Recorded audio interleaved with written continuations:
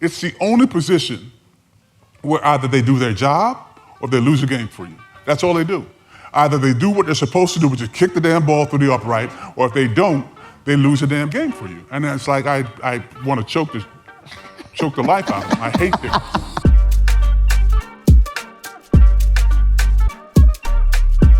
Welcome to another episode of the Thanalysis show with your one and only Thanasis, Antetokounmpo, and Tony C. What up, what up, what up? Draft weekend. It's been amazing. We have legends in the building. I can't express so much how much I've learned about the NFL and football and American culture in the past. I think people don't realize, and we're doing this show live at the NFL draft in Green Bay, Wisconsin. You've watched fewer than 10 football games in your entire life at this point because he's from Greece. So, and what do you say, like 5, 6 of those were Super Bowls? Yeah, 5, 6 of those were Super Bowls, and I got confused too because I would see like the Seahawks, you know, in the Super Bowl, and then I was like, okay, Seahawks, and then I would see the Patriots, and it kind of saw those teams, and I was like, okay, how many teams? I didn't know there was so many teams. So many teams. And then I felt I came to Milwaukee again, and then I saw Green Bay, and I was like, okay, now I got to watch more and more. So one of the guys we're going to have on in just a couple of seconds here, all-time great in the NFL. All-time great. And you've been killing it with the NFL interviews recently. We've had Jordan Love, A.J. Dillon, Leroy Butler, Drew Brees, and now we're going to bring a member. But you know I got to give him the intro, though, right? 100% got to give him the intro. So before we go to the intro, don't forget, it's the Thanalysis show presented by Gruber Loves. One call. That's all. That's all. Want to thank Potawatomi Casinos and Hotels. Whenever you come to Milwaukee, that's the place to be. If you ever want to visit, you know, they got great entertainment, great food, and you might meet some money. So all the great bonus. Always a good thing. Please, want to thank Prince of the Wine Company. And whenever you can, get a bottle. They're amazing. And last but not least, I'm loving it. McDonald's in the building. You guys, our newest member as a sponsor. They're amazing. Going back to the intro. Coming to the stage for the Thanalysis show, Sean the Ghost. He's getting ready. He's ready. Joe. OG. Thank you so much for doing the show. Yeah, First of all, I love your jacket. Yeah, man. And I was asking Tony, I was like, I wanted to understand, is this like the top 75? Like the same jacket the top 75 had? We'll start off with a question there. How many NFL players in the history of the game recorded 100 sacks in their careers? It's an interesting stat, right? They just started keeping the official stat in 1982. Mm-hmm. So since 1982, it's only 45 guys. And all time in the history of the league, it's only 61 guys. So 20 other guys would be on top of it, so 61 guys all together. Because we respect all the old heads that came before us, like Deacon Jones, who's the greatest of all time.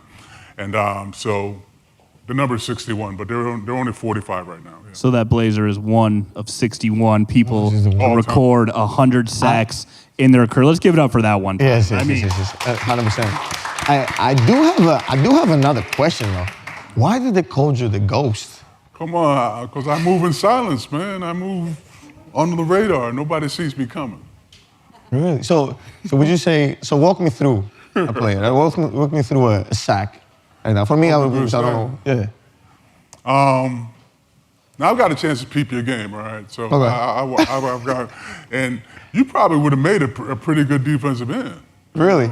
You're kind of aggressive. So everyone tells him you like tight to use end. all your fouls up. I'm gonna use all of them. That guy. So it would have been kind of interesting. But I mean, it's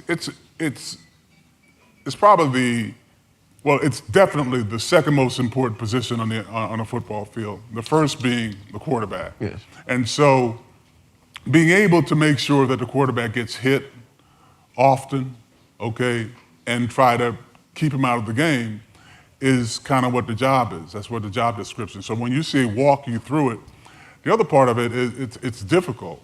It's kind of like hitting a baseball. You know, if you have 10 chances and you get 3, you're player of the week. That's 30%. I don't know anybody who can do 30% of their job and get paid to do it, except for baseball players, I mean, guys who shoot 30% in the NBA. Yeah, you ain't playing. They're not in the NBA. Yeah, they're not shooting good. So it's a very hard thing to do, and getting after the quarterback. And the league has changed so much now where there's so much passing that you have to hit those quarterbacks. And they've changed the rules where you can't hit them.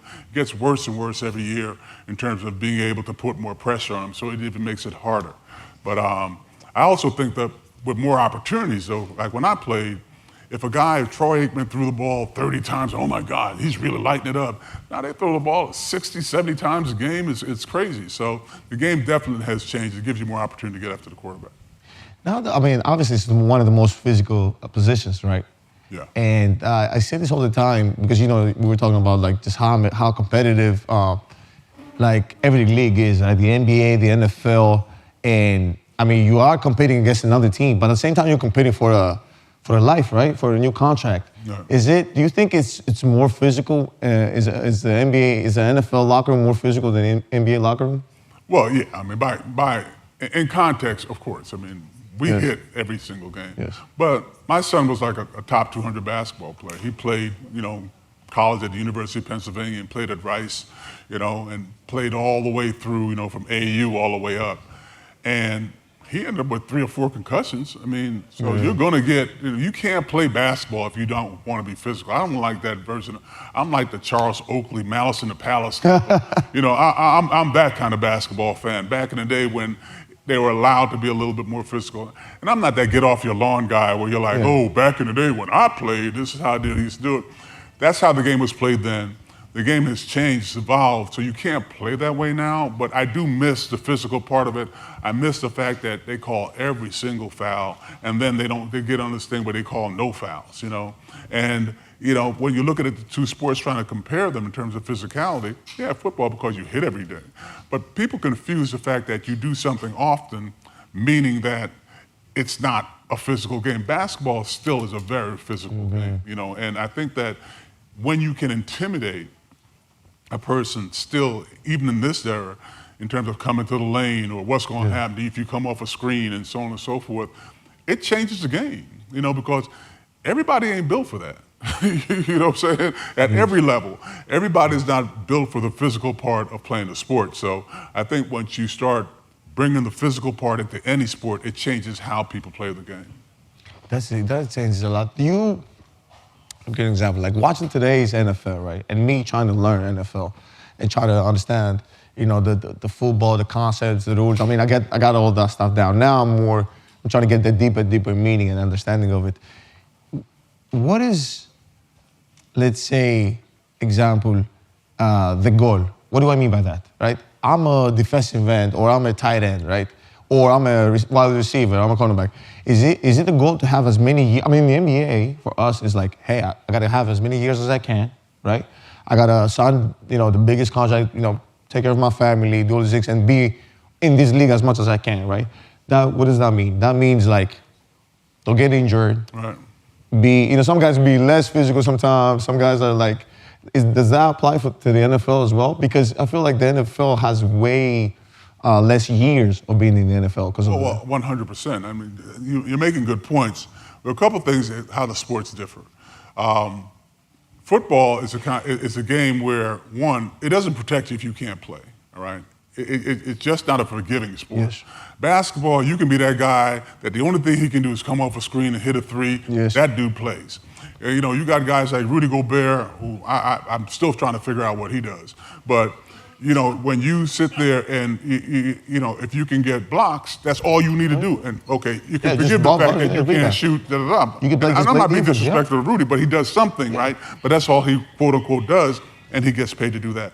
Football is very hard to play the game of football and only get credit to do one thing, except for kickers who aren't real people that we don't count them anyhow. I don't count them on the roster. Why? Because it's the only position where either they do their job or they lose a game for you. That's all they do. Either they do what they're supposed to do, which is kick the damn ball through the upright, or if they don't, they lose a damn game for you. And it's like I want to choke the life out of them. I hate kickers. I'd go for 2 every single time. I hate kickers. So, but going back to your point, Is it because of like a traumatic experience with the kicker? Yeah, or I've had a just- couple of them where they've lost games for me. Yeah, and it cost me money, it cost me championships. Yeah, I still remember it. I still know where they live. Yeah, I'm still looking for a couple of them. Don't get but- on Sean Jones' bad side. Yeah, it's a bad thing. And if they don't practice, I don't practice. What do you mean? they don't practice. I mean, they kick a couple balls, they play golf. They'll play golf in the middle of the week, while you're at practice, they leave and go play golf. Oh, that's it. That's the why. That's why. They're not real. It's not because of the game. It's because they're not. you feel So like- We work with a punter. Yeah, that's what I'm He asking. punted in the Super Bowl, and he's No. completely accurate. No, that's different. Punters are cool. Punters are cool. Kickers are the problem. Oh, so there's a difference? Oh, 100%. Normally a punter is like an ex-safety. He's yeah. a real That football is player that just Linebacker. wasn't good enough to be, to play that position, but he can punt the hell out of the ball. A kicker is normally an ex-soccer player, that didn't make it on his mom's soccer league, or he's an ex, whatever. I don't know what they are, okay? But all they do is do what they're supposed to do, that they get paid very well to do, and if they don't, they end up losing the game for you. That's the only two things that can happen. How much do they get paid?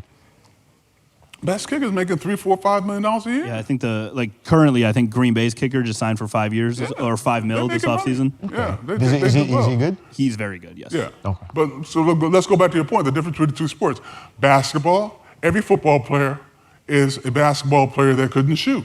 All right, and we want to be basketball players because guess what? Your money's guaranteed. Oh yeah. NFL money's not guaranteed. Okay, which is still to this day I haven't figured that out yet. How I do the have players, I do have a theory. I don't know if you want to hear it. Let me hear the theory. So my theory is that it's the players. It's not That's not a theory. It's No, the no. truth. So my theory is being like, think about this, right? Like one of the reasons we get these perks, right? It's because of our like imperfections of the generations before, right? So if without the lockouts, without like the players coming out and saying like, hey guys, help, like we're gonna help build the league. The league has to help us, and give us more perks and stuff like that. I feel like with the NFL is just being different. Like I'll give an example. I asked, Mr. Drew, like in the last interview, I said, man, have you ever thought about, like being in the ownership of an NFL team? And I'm gonna ask you the same as well. Because as NBA players, we get asked that all the time. Right. It just feels like it's just easier to just ask, like, hey, you want to be on the ownership? And then they do it. And then you have What guys- did Drew say? Of course. Of course, he thought about it, but what was happening? Oh, no, he didn't say why. He didn't say anything like that. But he said, I'll like, tell yeah. you why. It's a club that they won't let a lot of people in. It's not. Basketball is different, man. Basketball, the owners in basketball are much more evolved than the 32 owners we have in the NFL. They've only allowed a couple guys in here recently, but it's an old boy network that they are in no hurry to let a bunch of different people in. When I first retired, myself, a guy named Ronnie Lott, and a couple other guys looked at purchasing a part of the then Oakland Raiders. And at that time, we were looking at coming up with I think it was like $400 to $500 million to just buy a part of the team at that time. Okay. Now, it was denied, or not because it wasn't a good deal, but the owner just made it so, we just couldn't do the deal. The deal made no sense. We would buy into the team. We had no first right of refusal if he sold the team, blah, blah, all the stuff. I'm sure Tom Brady got a much better deal than we would have gotten. But the point I'm trying to say is that back then, a franchise was like $800 million, whatever it was. These franchises now gotten to the point where there's just a scintilla of the people in the world that can even afford these franchises.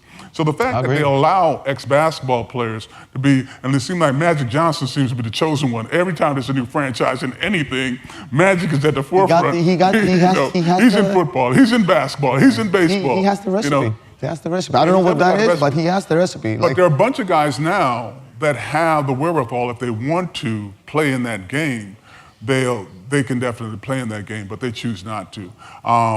Ownership is something that you need to have, I believe, as ex-players. I believe, two things I believe ex-players should be able to do: own and coach, all right?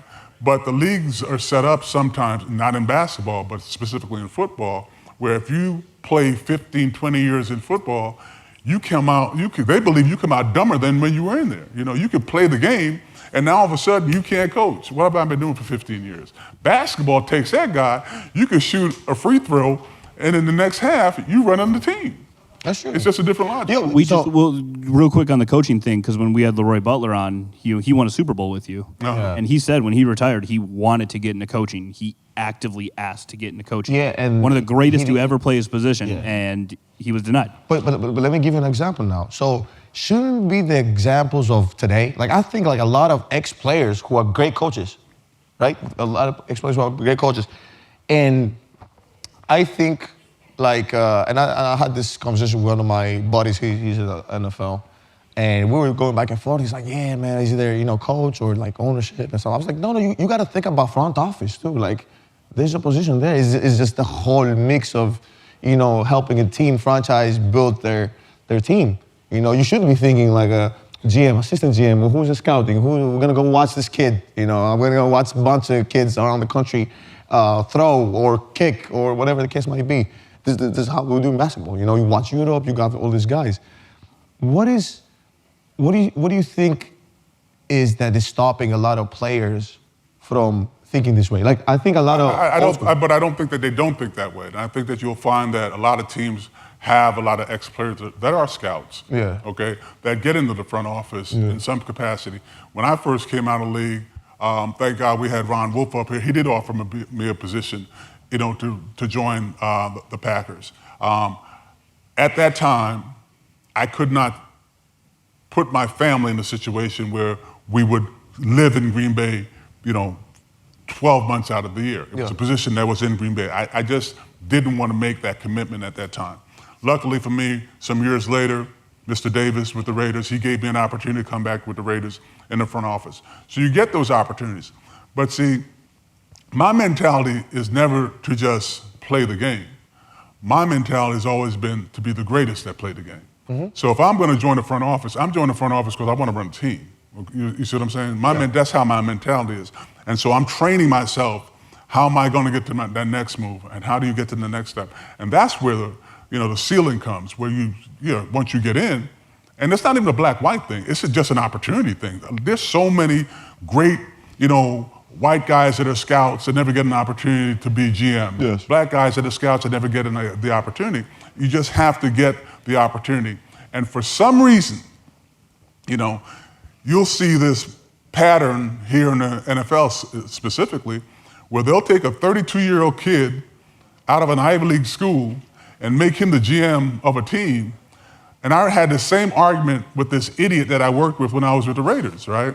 I get to the Raiders, and it was kind of twisted because the old man hired me. Didn't tell the GM that he hired me, he just hired me and made me the assistant. Yeah. And so I knew the guy, I knew who he was. So I go into the office, he's like, well, I heard we hired you. I'm like, yeah, Mr. D hired me. He's like, well, I'm gonna be honest with you, man. Can I speak frankly? I said, you can speak Bob Lee, Jim Lee, frankly. I don't really give a damn how you speak. Just say what the hell you gotta say, all right? So he's like, I don't get how Mr. Davis makes these moves. It's nothing against you. And anytime someone says nothing against you, guess who it's against? You. You know what I'm saying? So he's like, let me explain something to you. Let me tell you what I did to get this job. My first year, I was the coach of San Francisco, God rest his soul. I was this do guy. I just basically picked up his laundry. I did that for 2 years. I said, oh, okay. He said, the next year, they elevated me while I'm picking up guys from the airport. I was able to pick guys, make sure guys got in their hotel. Mm-hmm. I did that for 2 years. I said, so 4 years, okay, I'm doing the math, that's 4. He said, finally, my 5th year in the league, they let me be an assistant college scout. So basically, I was just looking over reports that the scouts did before I got my own territory. I did that for 2 more years. So that's 6 years. Then finally, I got my own area, and I college scout from year 7 through year 12. I was a college scout. I said, ooh, that's great. It said, then after that, I went to another team, and I was able to start doing the pro side, and then finally, here it is, I got a chance to be a GM here at the Raiders. And I just look at, what you've done, and I just don't understand how, he was able to just give you the job. I said, give me the job. Can I, when you finish? He said, give me the job. I said, okay. I said, well, let me kind of run over what I've done. I said, I played the league for 13 years, okay? I was one of the best to ever do it, all right? I was All-Pro twice, went to the Pro Bowl, won a Super Bowl, okay? I called all the defense on the defensive side of the ball when I played, all right? I was a player rep. I was the youngest player rep in the history of the NFL. I started the finance committee in the NFL. I was a financial advisor for the NFL Players Association. I sat on the Players Owners Committee. I sat on the competition committee. But you want to get credit for 4 years where all you did was pick up shit for the coach of the team. You get credit for that? But I get credit for none of the 13 years that I was in the league or anything else like that. And don't forget the fact that for 7 years I was an agent. I was in the green room 3 times, had the #1 overall pick once, and had a guy named Julius Peppers who should have been the #1 overall pick in the draft. And you more qualified to be in this seat than I am? I said, you're not self-aware, brother. You just aren't. And so that's the kind of arguments that we have to have just to get a chance to be in those seats. Yeah, I would have paid to be in that room. Yes, me too. Oh, the fact that he couldn't whoop my ass didn't escape me. What was his facial reaction? He had nothing to say. Because he didn't, I guess he didn't expect my response to be so pointed and to be so correct. Because sometimes you lose track of what other people do because you're so caught up in what you're doing. Now, I'm not dismissing what he did, but for some reason he wanted to dismiss what I did. But let me tell you why. And I am very, very young in terms of this, but I saw this in what we did in Greece, what we did here in the NBA, and how the NBA works. And this is why that happens. The reason that happens is because there is already a bias towards players. Why? From a young age, players get pampered, right? Oh, the nice stuff. Oh, you get the nice cars. Oh, you get the nice. We get you from AAU. I'm talking about the NBA now. You get the nice things. And so this perception of us is like, oh, he thinks he's going to come here. He's going to get a high-paying job. He has to understand that when he leaves the league, he's a rookie again. That's the mentality, which I'm assuming this is kind of the approach. Now, the misconception is they don't understand the creative mind of a player and how a player sees the game. Now, it's not a lot of them. We're not talking about all players. It's not every player. Yeah, let's not talk about... Every player can't croak. Yeah. But I'm talking about the ones that can. They bring... I always say this. Players that can do this at a high level can do things that other people can't, because I can do what that guy that I was talking about, I can do what he did. But he'll never have the experiences that I had to do what I did. He just can't. Yes. Because he didn't play. He never put his hand in there. I remember when I was an agent, and I used to love coming after a guy named Lee Steinberg, actually a good dude. Lee's a good person, good agent, been around the agent forever. So I'd walk into a room, I'd go see a kid. And then I'd sit down with the family, and invariably they were like, well, Lee Steinberg said this. Lee Steinberg said that. How are you going to do this when Lee Steinberg? I said, well, I'll tell you what. When Lee Steinberg put his hand in the dirt and had over 100 sacks, tell him to holler at me. Because until then, he don't know what the hell he's talking about. He don't know how to rush the passer. He don't know how to get your son prepared for what is in front of him when this draft happens. Yes. He don't understand that when he goes to minicamp, steal his playbook so he has a playbook so he can study it while everybody doesn't have a playbook. He doesn't understand those nuances that we know, little cheat stuff that we need to do to be great at what this is, to be a pro. He does not know how to make your son a pro. He may know how to make your son money, but guess what? Everybody that plays in the NFL or NBA makes money. But that doesn't mean you're going to have a career. Yeah. I need a guy that's going to make sure my kid has a career. Yeah. Because that means, guess what? He'll continue to make money. So the statement should have been, you might be hired because of the boxes you take and the experience you have. But they hired me because of respect. Because when I say something, they know exactly what I'm talking about. When a two-time, let me give you an example. When Vin Baker says something, he's been there. He's an all-star. Right. He used to kill those cats on the court. And he turns around to Giannis and goes like, hey, big fella, we're going to the post. You going behind the back. You going to the middle. Giannis says, I got you. He's the only guy who's qualified, who has the, what is the word Shaquille O'Neal says? G14 classification. G14 classification. You know what I'm saying? You got what I'm saying? You got that kind of clearance, yeah. 100%. To say to a guy of that caliber. Right. So I don't think I think the NBA has understood this. That's why you see a lot of coaches. That's why you see Steve Nash get a head coach that. We respect Steve Nash. And they've missed on a couple of them. You don't know. They've missed, but they give you the opportunity. The goal is not the miss. The goal is the camaraderie. Look what happens when we celebrate, how all of us celebrate. This is what I think is missing. I'll give an example. Like when one ex-player gets a job, Jared Jackson, this guy, Steve Nash, JJ Redick, everybody, maybe somebody else next, we all come out and celebrate. And that creates a momentum. I feel like that's missing. You know what I mean? We all celebrate. When I say, when JJ Redick went from a podcast and got a coach, everybody, even myself, I said, hey, JJ, which I haven't never talked to him. I said, you're paving the way. Thank you. But you know, I don't think that, you know, I think that players have that same kind of camaraderie. I think there's a bunch of guys that would love if Prime got a job this year. Yes. I think there are a bunch of guys that love the fact, you know, the job that the head coach of Detroit is doing as an ex-player. Yes. We like to see guys that get the opportunities. I mean, because they've earned it. But the point is that it's not us making those decisions. And because we don't have enough guys in those decision-making situations, we're not hiring guys. You know, you got to be luck to stumble into a Dan Campbell. You know, if you're going to bring Deion Sanders into your business, you feel like there's so many other things you got to deal with to allow Deion to be in your building. And I thought that only thing we should be dealing with, can he help me win? Yeah. But football owners worry about a whole bunch of other things before they worry about how much they win. And really, the NFL is just a disincentive to win. Because if you're sharing revenue, like out here, the draft is tonight. The draft on Saturday, that's round 4, 5, 6, and 7, okay? The ratings will be higher than the Masters, Sunday, the last day of the Masters. So when you're printing money like that, it's hard to, you know... It's hard to change. You don't change something that's working. You never change that. Exactly, right? And so there's a saying that goes, boys and kids, you cover your ears. What's the purpose of having FU money if I can't tell you to FU?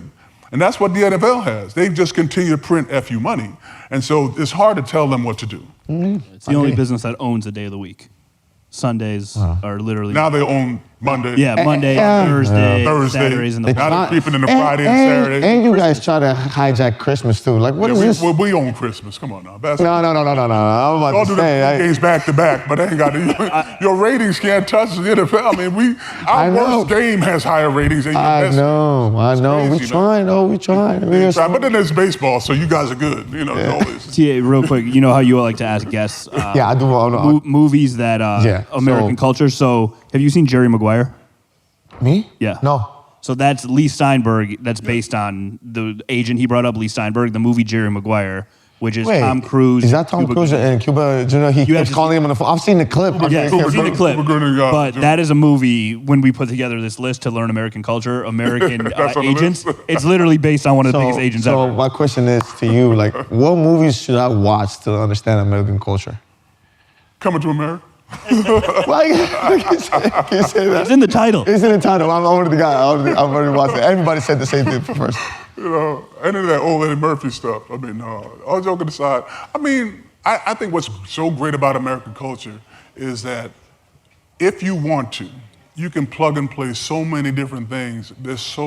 American culture is so eclectic that if you just plug and play whatever you want to, you're going to learn about American culture. I think the problem with where we are now in society, we try to pigeonhole American culture like it's just one thing.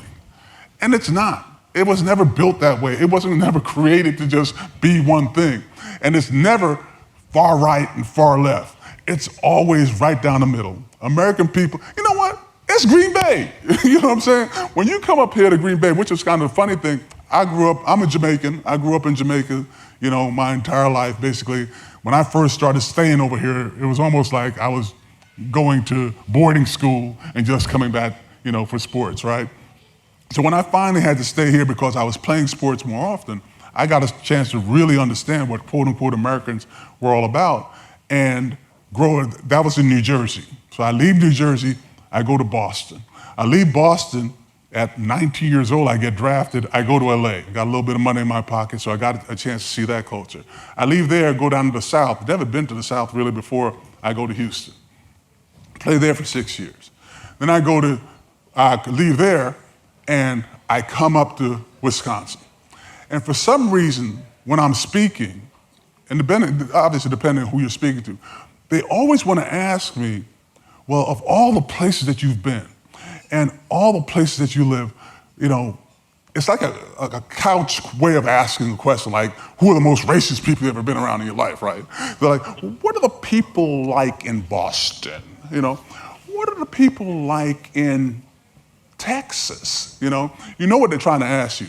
And so it always leads to, Wisconsin, a bunch of white people up there. How are those people towards you? That's what you're trying to ask me.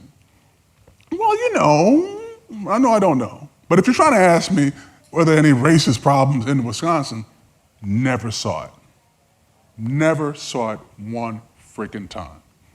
At all. Now, are there things when I got to Wisconsin that I didn't have in California or New Jersey? Absolutely. But that's not racism. It's culturalism. Y'all don't eat oxtails. You don't eat collard greens, right? All right? You do now. They got them in the market now. They didn't have when I first got up here, but they have it now. And what you find out, if people know that you want things, guess what? They get it for you. We didn't have a barbershop downtown. Got a barbershop now because there are more black people that are here that need those services. So people want to couch things as certain things, but my kids still call Lori their sister, still call their babysitter grandma, all right? These are people that have been in their lives. My son is 30 years old, and he still calls this lady his grandma because that's what it's all about. A house is not a home until you make it that. And guess what you make it with? The people you surround yourself with. First of all, I love that you said that because, Wisconsin for me is my second home. Right. And my family. Like Wisconsin changed my life and my family's life. It's whatever I can say is an understatement, and like just the way they embrace us. And I'm talking about not even Green Bay, I'm talking about Milwaukee. Yeah. Like just call me to Green Bay. And it's something different. And we gave everything we have, and we keep doing that every day because we really believe in the culture they have. Hardworking, they don't bother anybody. They go to their jobs every day. They don't. You know what I'm saying? There's no drama. There's no nothing. Well, I'm here to work, and we'll do it. What gets me is that, apart from the culture in the States, I feel like we should be doing more into like showcasing cities like this, states like this. You know what I mean? Like, I'll give an example. There's no way the Milwaukee Bucks, bro, we've been in the past 6 years killing everybody. Like this is not even a joke. We've been the most steady team in the top 4. Everybody else shows up 1 year, then the next year they disappear. Everybody else comes in 1 year, next year they're gone. We're the only team that's been like consistent. Right. It's not by fluke. It's because we work hard and we're like zeroed in, and we don't get an All-Star, and they give an All-Star to Indy last year. No, this is real. They give the All-Star game and we're begging. I'm so happy the draft is here. The NFL draft is here. That was going to be my point. That's what you do when you show out. Like when the draft comes. I was at NFL this morning, and they're like, "Well, what does it feel like to have the draft in Green Bay? This is our Super Bowl. We'll never have the Super Bowl. So when we have an opportunity to show out. But why? This is my question. Well, I mean, economically, we're not positioned to really have a Super Bowl here in Green Bay. One, first of all, the stadium would have to be domed. That's the first thing.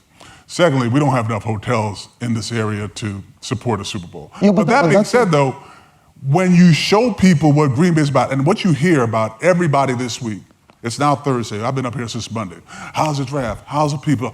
Oh my God, the people here, like they're shocked. They're like, the people here are so nice. Oh, the people are. I'm like, this is who they are all the time. And what you find out, which Brett Favre found out about and Aaron Rodgers found out about, there are no player fans. They're Packer fans. So your ass take your ass to damn Minnesota someplace out, you will get booed. That's just how it works, and they've got to wake up. So, and what's great about here, when I came up here, I try to roll in the churches at 12 o'clock on a Sunday. There is no church You better catch mass at 8 o'clock in the morning or something like that. They don't Oh, what's because going of on the- during the game. We're not doing that. Once the They're game's on. Packer fans. You see what I'm saying? And you have to respect a community that is so in love with their team that they will do anything for them. And that's what I loved about playing up here with this organization. So what was one of like those fan? Yeah, give a round of applause for that. I'm still, by the way, before you ask the question, and again, I say it, the only reason I say it is because, like, you know, I know there's not a lot of hotels. I know, you know, you can say whatever, but that's how the economy grows. Right. That's how the economy grows. You bring it to All-Star, you make us make hotels, and then they stay here and the business here. Do you understand how much Milwaukee's changed since the Pfizer? Since they took us from Pfizer to the city, and then, you know, we said, okay, Jan, are you going to resign? We're staying here. Yes, he resigned and stayed here, and then playoffs after playoffs, and then the championship. From the championship till now is a total different city. But so if you give us an opportunity, to your point, we'll take advantage of it. To your point, I see what you're saying, and they could do this, and I know that Green Bay would do it, with the exception of Dome Stadium, which is a game killer. But if they said, listen, we'll give you 3 years to build out X amount of rooms, Green Bay would do it. They'd find a way to build out to have X amount of rooms. But then we still have this issue of the Dome Stadium. They're not doming that stadium. They're just not going to do it. No. It's just not who they are. They'd rather not have a Super Bowl and dome that stadium. They're not going to do it. And the NFL will never take a chance like they did with New York a few years back. They did in New York. Where they just escaped. They just missed the blizzard by 1 day. The Monday after the Super Bowl, it was a 10-foot snow blizzard. And they just got away with it. And it's like, we'll never do this. We won't do it again. So we'll take a couple more drafts here, though. But I do want to ask you, just because you mentioned the fans and, you know, people who are Packers fans. We've had people on the show before who have said, like, some of their favorite interactions with Packers fans specifically. Leroy Butler was on the plane after getting drafted, coming up from Florida State, and it was May, and he said that fans on the plane gave him and his wife or girlfriend at the time coats. Like they said, y'all are going to need these. They gave him coats. A.J. Dillon talked about fans would just drop off food. They know where you guys live. You have a good game? I've had that. Yeah, I said, so what's some of those memorable interactions you've had with fans just here in Green Bay? Well, the food thing is real. You come home after the game, win or loss, you know, you're going to have some food on your front doorstep. Don't worry about it. We'll get them next week, blah, blah, blah, that kind of stuff. Which was kind of weird to me because I'm from, like I said, I grew up on the East Coast. You're like, we lost. We got to check this food out, baby, before we eat this. Might be a little something, you know. I was a part of that Buffalo game where they came back, so I'm not very trusting of people, you know. What do you mean about? I'm sorry, I don't. You don't know that one? No. I'm gonna get back to that one in a second, real quick. You know what I love? Now you're gonna think I'm a degenerate for saying this, but I like coming up here and you can get like a $3 drink. You know, you ain't got nothing to worry about. You know what I'm saying? You can have a good time with $20 in Wisconsin. We can all give a round of applause for that one. That's a great thing about Green Bay, Wisconsin. you know, $2 beers is a real thing still. You know what I'm saying? I'm talking about not well drinks. Tangeray. Well, I'm not mentioning the names, but they're not sponsored. A good gin. They're not paying you enough. They're not State Line. You know, we're talking about State Line. You know. Whatever. So, yeah, it's good to be able to just be around people that you enjoy. I do want to hear about the Buffalo, because I don't know what that is. I don't know. So I'm playing for the Oilers. We beat Buffalo the week before by 30 points, okay? But we got to play them again in the wild card game the very next week. We go up to Buffalo, and in 2 quarters, we're up by another 30 points. It's like 30-3, okay? Halftime, before halftime's up, the game before, we knocked out the quarterback. So they got a backup quarterback starting. So that's a win for us, we would think, right? We're going to the Super Bowl.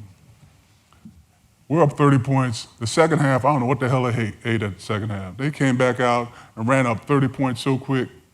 It's the greatest comeback in the history of the NFL. With a backup quarterback? With a backup quarterback, Frank Wright. They're going into the fourth quarter now. They're up by 3. We got to make it to a point where we got to kick a field goal to tie the damn game. Kickers. Oh, don't say it. Don't say it. I'm just saying. All right, he made the kick, though. Oh, go. Right. He made a kick. We tied the game. We win the coin toss. The game's going to be over, right? Well, we're going to count the kicker, but game's going to be over. 3 plays later, Warren Moon, one of the greatest to ever do it at all time, throws an interception. They come down to kick the ball. They win the game. After we were up by We were up by 60 points over a course of 3 quarters and ended up losing that game. Wow. It's still wild how you can still a recall just Still every tough. single thing that happened in a game Still a that problem. was as long ago as it was. Do you have any crazy locker room stories? I do want to hear about the NFL. Man. I do that on my show, man, because my show is a little more, a little more Just give us one. Just give us one just for the. kids in the room. The PG version. No, of your no, but- No favorite- such thing. no such thing? Y'all got PG version in your locker room? Yeah, y'all were like the nicest locker room ever. Really? No, we're the nicest locker room, man. First of all, think about this. Like, you come to Milwaukee Yeah. and you automatically like get out of the mix. Like, you get married, you get engaged, you get like. I'm telling you, Bro, it's real. you understand, we played here, right? We used to go to Milwaukee. Yeah. What No. did But Milwaukee you say for? you What used did to we go to Milwaukee. for, though? Say it again. What did we go to Milwaukee from leaving Green Bay to go to Milwaukee? Probably go out, stuff like that. Exactly. I'm assuming. To bring back those non-PG moments into our locker room. I got you. All I'm saying is, what you gotta understand. Think about this, right? For us, it's a different era though. You're a different era. Oh, that's true. We're like everybody. But it starts with our leader though, right? It starts with Giannis, like married, kids. It starts with them. Like if our leader was somebody else who was We just like had that. those two. We had married kids. Yeah. We had Reggie White. We had a preacher. I was gonna say you had one of Reggie Yeah, White, he the minister of changed them. defense. Every Thursday night. But you had a- you guys got like 60 people roster though. This one was more people, right? Every Thursday night, you had to be at a certain place. If you weren't there, you had a 2-pitcher fine. You were fined for not showing up. And if you didn't drink, you had something non-alcoholic. Like Reggie didn't eat. He didn't drink, but he ate. Trust me, he ate. All right? So he didn't drink, but he had to show up because that's how we built that camaraderie. Camaraderie. He had to show up. Yeah. Okay. Every player had to show up. Every player showed up. I don't care if you were Mormon. I don't care if you weren't allowed to. You had to show up. At least all for the- That was a Raider rule. I brought that with me from the Raiders. That's how we were. I was gonna say, so this was you're doing That's here. that's how I got into the league. When I came to the league, that's all I knew. All right. And so when I left the Raiders and went to Houston, I brought that to Houston. We were in the playoffs 6 years in a row. When I left there, came up here, I noticed that guys weren't loving on each other. They weren't, practice was over. And everybody went, that's not what we do. We hang out. We trust each other. We hang around each other. We come up with lies to tell our wives together. You got to have the story. You have to have some consistency here. You know what I'm saying? Why are you not home yet? We still in locker room. Okay, we good. If everybody's saying the same thing, then it was a truth. Perception. The bar in Milwaukee was called the locker room. They just There you go. But it was simple. But I think What's the name of your show? camaraderie- What's the name of the show? I want to listen to your show now. Alternative Facts. Alternative Facts. Yeah. I'm there every week now. Is it weekly? It's weekly. I'm there every week. I'm there. You just Watch got it. it Yeah. I'm there every week. But no, listen. I love the fact. I love this format. I love the fact we were able to chop it up, man. This is good stuff. And, Thank you yeah, so appreciate much for coming in. And please don't forget to like, share, subscribe, whatever you get your podcast from. Available on every platform. Please follow his journey. Follow his show. Go on Alternative Facts. Go follow his show. When this comes out, go spam Greek flags, everything. Go under his socials. Thank you guys so much. And again, Thanalysis out.